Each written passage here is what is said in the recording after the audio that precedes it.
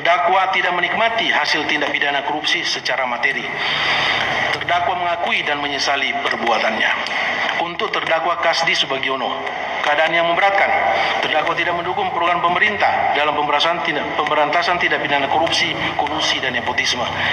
Keadaan yang meringankan, terdakwa belum pernah dihukum. Sepanjang pengamatan majelis hakim, terdakwa bisa sopan selama pemeriksaan di persidangan. Terdakwa tidak menikmati hasil tindak pidana korupsi secara materi.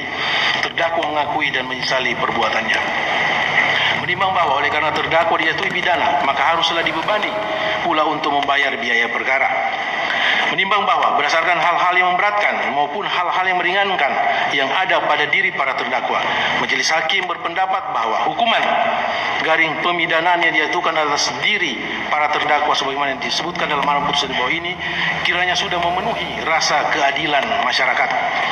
Memperhatikan ketentuan pasal 12 huruf E kecil Undang-Undang Nomor 3199 tentang pemberantasan tindak pidana korupsi Yunto, Undang-Undang Nomor 20 Tahun 2001 tentang perubahan atas Undang-Undang Nomor 3199 tentang pemberantasan tindak pidana korupsi Yunto, pasal 55 ayat 1 ke 1 KUH pidana, Yunto pasal 64 ayat 1 KUH pidana, dan Undang-Undang Nomor 46 Tahun 2009 tentang pengadilan tindak pidana korupsi serta Undang-Undang Nomor 8 Tahun 81 tentang Kitab Hukum Acara Pidana serta peraturan perundang-undang yang lain yang bersangkutan. Mohon berdiri bertiga. Untuk terdakwa Syahrul Yassin Limpo mengadili. 1. Menyatakan terdakwa Syahrul Yassin Limpo tersebut di atas telah terbukti secara sah dan meyakinkan menurut hukum bersalah melakukan tindak pidana korupsi secara bersama-sama dan berlanjut sebagaimana dakwaan alternatif penuntut umum. 2. Menjatuhkan pidana terhadap terdakwa Syahrul Yassin Limpo oleh karena itu dengan pidana penjara selama 10 tahun dan denda sejumlah 300 juta rupiah dengan ketentuan apabila denda tersebut tidak dibayar diganti dengan pidana kurungan selama 4 bulan. 3. Menghukum terdakwa Syahrul Yassin Limpo untuk membayar uang pengganti sejumlah 14.147.144.786 rupiah ditambah 30.000 US dollar Amerika paling lama dalam waktu 1 bulan sesudah putus ini berkekuatan hukum tetap. Jika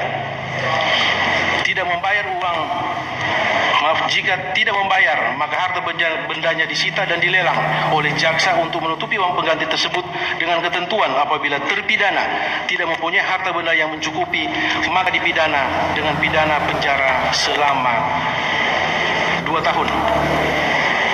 4. Menetapkan masa penangkapan dan penahanan yang telah dijalani oleh terdakwa dikurangkan seluruhnya dari pidana yang dijatuhkan. 5. Menetapkan terdakwa tetap ditahan. Menyatakan barang bukti berupa 1. Satu bendel dokumen draft pendapat hukum sehubungan perkara dugaan tindak pidana korupsi di lingkungan Kementerian Pertanian tahun 2019 sampai 2023 Jakarta 31 Agustus 2023 sampai dengan barang bukti nomor urut 885 yang terdiri dari huruf A, B, terus A, B, dan C akan dipergunakan dalam perkara lain. Barang bukti nomor urut 886 yang terdiri dari huruf A, B, dan C dikembalikan kepada terdakwa Muhammad Hatta. Barang bukti nomor urut 887 yang terdiri dari huruf A dan B akan dipergunakan dalam perkara lain. Barang bukti nomor urut 888 sampai dengan barang bukti nomor urut 976 dirampas untuk negara dan diperhitungkan sebagai kompensasi pidana tambahan pembayaran uang pengganti yang dibebankan kepada terdakwa. Barang bukti nomor urut 977 dan 978 akan dipergunakan dalam perkara lain.